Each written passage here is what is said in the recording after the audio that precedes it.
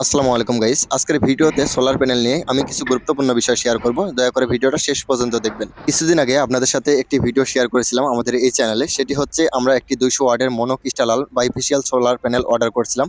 তো সেই সোলার প্যানেলের যে আউটপুট পিনগুলো ছিল বা ক্লিপগুলো ছিল সেগুলো আমার কাছে না থাকায় আমি সোলার প্যানেলটা সংযোগ করতে পারিনি। তো সেটার জন্য আমি ডারাস থেকে দুটি ক্লিপ অর্ডার করি, আর সেটার জন্যই আপনাদের সাথে একটি বিষয় শেয়ার করব। এর পাশাপাশি হচ্ছে আমরা অনেকেই হচ্ছে এই ক্লিপগুলো না লাগিয়ে আমরা সরাসরি সোলার প্যানেলে সোল্ডারিং করে দেই। তো এতে অনেক সমস্যা হয়, পরবর্তীতে সোলারটা আমরা যখন ডিসকানেক্ট করতে যাই বা হচ্ছে আমরা যখন হচ্ছে পরে আরো সোলার আপডেট করি তখন আমাদের অনেক সমস্যা হয়। তো এই জন্যই হচ্ছে আমি ডারাস থেকে দুটি ক্লিপ অর্ডার করি, আর এটি হচ্ছে সেই ক্লিপের বক্স। তো দারাজ থেকে বলতে আমি কার্টআপ থেকে অর্ডার করি। তো দেখতে পারতেছেন আমার হাতে বক্সটি, এখানে আমি টোটাল 4 পিস অর্ডার করছিলাম, মানে 2 পেয়ার মাল আছে এখানে। তো এখন যে আমার হাতে দেখতে পারতেছেন এগুলো হচ্ছে ভিতরে যে পিনগুলা, ক্লিপের ভিতরে যে পিনগুলা থাকবে সেগুলা।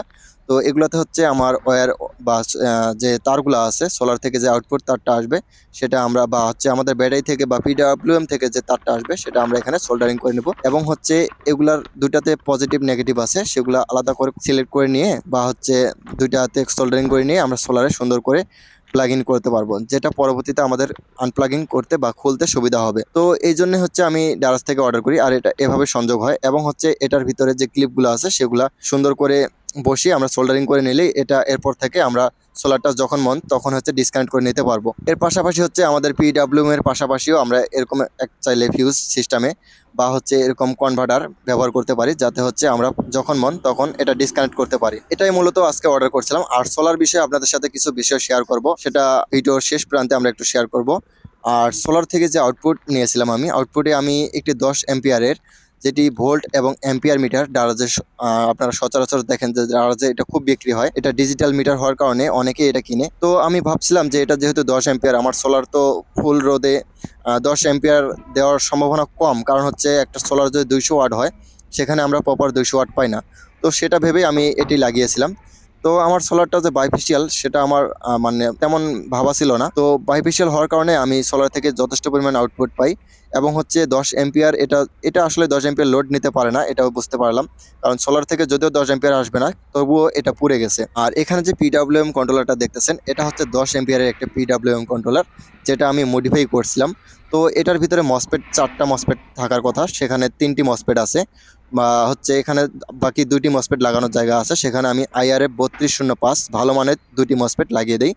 আপনারা চাইলে 4টি মসপেটে চেঞ্জ করে দিতে পারেন, এতে হচ্ছে ভালো পারফরমেন্স দেবে। এর পাশাপাশি আমি এটার পিছনে হেডসিং ব্যবহার করি, যাতে হচ্ছে মসপেটগুলো হিট হইলে সেটা ঠান্ডা হয়। তো দেখতে পারতেছেন পিডব্লিউএম কন্ট্রোলারটা আমি সুন্দর করে মডিফাই করে নিয়েছি। এবং হচ্ছে আমি পিছনে যে স্টিলটা আছে সেটা কেটে নিয়ে আমি সুন্দর করে একটি বড় মোটা হেডসিং লাগিয়ে দিয়েছি, যাতে হচ্ছে বেশি হিট হইলে বা হচ্ছে বেশি এম্পিয়ার আসলে এটা যেন হিট না হয়। আর সোলার নিয়ে কিছু কথা বলি আপনাদেরকে। আমরা যারা গ্রামে বসবাস করি আমাদের বেশিরভাগই হচ্ছে টিনের বাসা বা টিনের ছাদ হয়ে থাকে। আমরা টিনের ওপরে এভাবে সোলার প্যানেল লাগিয়ে থাকি। তো এভাবে লাগালে হয় কি, আমাদের সোলার প্যানেলটা যথেষ্ট পরিমাণ হাওয়া পায় না। যেমন হচ্ছে নিচে দেখেন আমি যেখানে সেট করছি আমাদের বড় প্যানেলটা, সেখানে নিচে ফাঁকা থাকায় এটা যথেষ্ট পরিমাণ বাতাস পাবে এবং হচ্ছে সোলারটা তেমন হিট হবে না। আর যদিও টিনের ঘর, এটা রোদের তাপে অনেক হিট হয় এবং হচ্ছে সোলারটা যখন অতিরিক্ত হিট হবে তখন এটার পারফরমেন্স খারাপ দেয়, বা হচ্ছে এটা থেকে যথেষ্ট পরিমাণ ওয়াট আমরা পাবো না। আর যখন হচ্ছে আমরা সোলার প্যানেলটি একটু টিনের উপরে সেট আপ করবো, যেমন হচ্ছে দেখেন আমি এখানে মোটামুটি প্রায় হাফ হাত উঁচুতে আমি সেট আপ করছি। এটার কারণে হবে কি, আমার সোলার প্যানেলটি টিনের সাথে একবারে অ্যাটাচ হয়ে থাকবে না, এবং হচ্ছে এটা যথেষ্ট পরিমাণ হাওয়া বাতাস পাবে, যার কারণে এটা ঠান্ডা থাকবে। এবং হচ্ছে এটা ফাঁকা থাকার আরেকটি সুবিধা আছে, সেটা হচ্ছে যে নিচে আরেকটি সোলার প্যানেল থাকার কারণে, যেমন হচ্ছে এটা বাইফেসিয়াল সোলার হওয়ার কারণে নিচে যেটুক আলো পাবে সেটা দিয়েও এটা ওয়াট বের করার চেষ্টা করবে। তো এটার জন্য সুবিধা আছে। আর বিশেষ করে এটার টেম্পারেচার, একটা কোম্পানি একটা নির্দিষ্ট টেম্পারেচার দিয়েছে।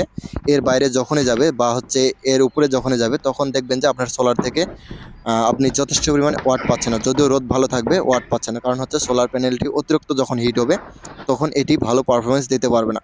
এই জন্যে আপনারা যখন হচ্ছে সোলার প্যানেল সেট আপ করবেন, একটু যখন টিনের ঘরে সেট আপ করবেন আর কি, টিন থেকে এক হাত উপরে যাতে থাকে বা হাফ হাত উপরে থাকে, এতে আপনার সোলার প্যানেলটি যথেষ্ট পরিমাণ বাতাস পাবে এবং হচ্ছে ভালো রোদে যথেষ্ট পরিমাণ অ্যাম্পিয়ার দিতে পারবে। আর সোলার প্যানেল নিয়ে ভিডিও চাইলে আরও ভিডিও দেওয়া যাবে। সোলার প্যানেল নিয়ে বিস্তারিত আমরা কিছু আলাপ করব পরবর্তীতে কোনো ভিডিওতে। তো এই প্যানেলটি মোটামুটি 200 ওয়াট, তো এখান থেকে আমরা যথেষ্ট পরিমাণ ওয়াট টেস্ট দেওয়ার পর আমরা মোটামুটি এম্পিয়ার পেয়েছি প্রায় 8 থেকে 9 এম্পিয়ার পেয়েছি। সাথে আরেকটি 240 ওয়াটের পলি প্যানেল থাকার কারণে আমি এখান থেকে 11 থেকে 12 এম্পিয়ার পেয়েছি, যেটা মনে করেন আপনার 80 থেকে 70 এম্পিয়ার ব্যাটারি অনায়াসে সুন্দরভাবে চার্জ করতে পারবে। এবং হচ্ছে আপনাদের বাসায় 2টি সিলিং ফ্যান বা হচ্ছে লাইট টাইট বা এলইডি টিভি যদি থাকে সেগুলো সুন্দরভাবে চালাতে পারবেন, এবং হচ্ছে হাফ গড়া মোটরও চালাতে পারবেন যদি ইনভার্টার থাকে। সো গাইস, ভিডিওটি যদি আপনাদের ভালো লেগে থাকে তাহলে অবশ্যই ভিডিওতে লাইক কমেন্ট শেয়ার করে চ্যানেলটি সাবস্ক্রাইব করবেন। পাশে থাকা বেল আইকনটি চাপ দিয়ে রাখবেন যাতে নতুন কোনো ভিডিও আপনাদের সামনে সহজেই চলে আসে। দেখা হবে একটি নতুন কোনো ভিডিওতে। ততক্ষণ পর্যন্ত সবাই ভালো থাকবেন, সুস্থ থাকবেন। আসসালামু আলাইকুম।